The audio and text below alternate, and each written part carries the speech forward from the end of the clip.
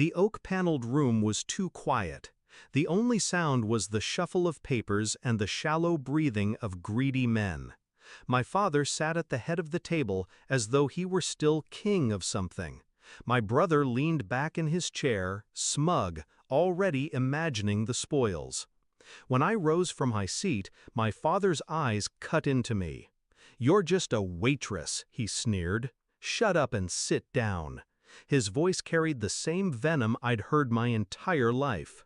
The room chuckled with him, old friends, cousins, opportunists, all circling like vultures. I didn't answer. I simply tilted my chin and gave a small signal. The lawyer beside my mother shifted forward, carrying the envelope that would change everything. That was the moment their hands began to shake. I used to worship him, my father, the man who taught me how to ride a bike, who told me I could do anything. Back then, I believed him.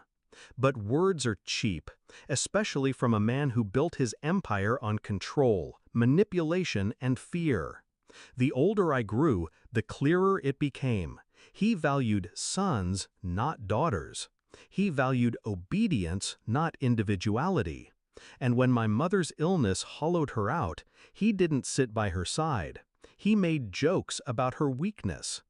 I was the one who fed her soup, who read her books at night, who whispered that she mattered.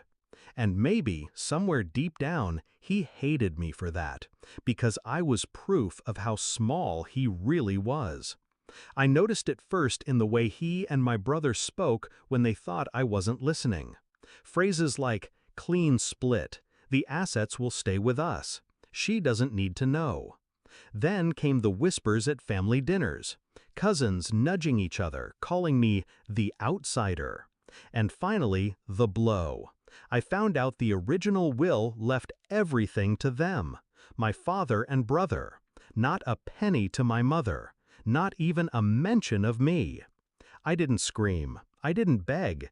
I poured coffee during the day and studied law at night. Every page, every clause, every loophole became a weapon, and I bided my time. The shift began when I approached my mother's lawyer, quietly, discreetly.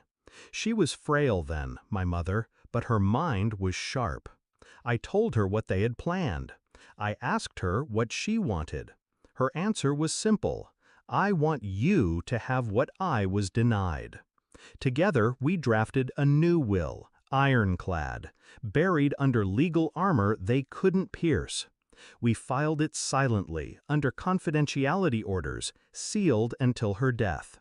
Meanwhile, I played my role, the forgotten daughter, the waitress, the obedient shadow in the corner. They thought I was weak. They mistook silence for surrender.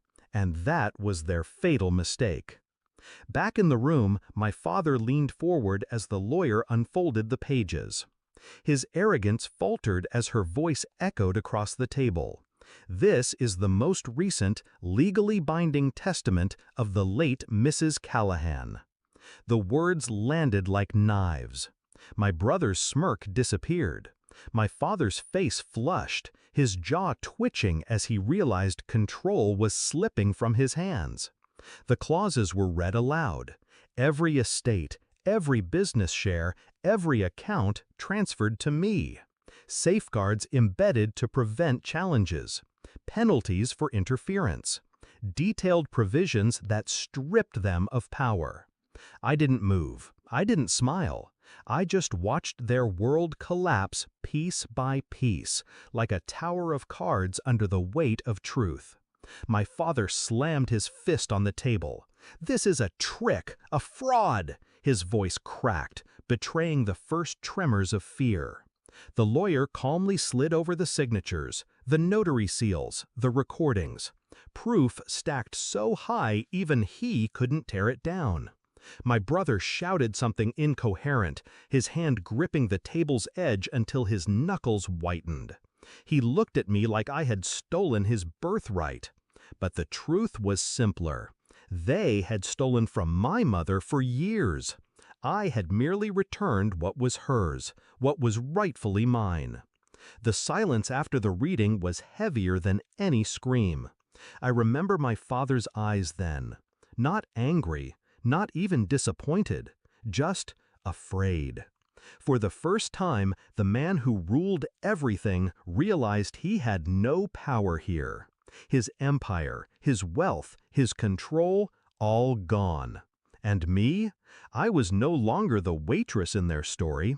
I was the executor, the heir, the one holding the pen that rewrote the ending. People imagine revenge feels like fire, like rage burning through your veins. For me, it felt like ice, calm, precise, a glacier crushing everything in its path. I didn't gloat, I didn't yell. I simply stood, gathered my bag, and said, "You told me once I was nothing. Today, nothing owns everything." Their faces, contorted with disbelief, fury, helplessness, are etched into me forever.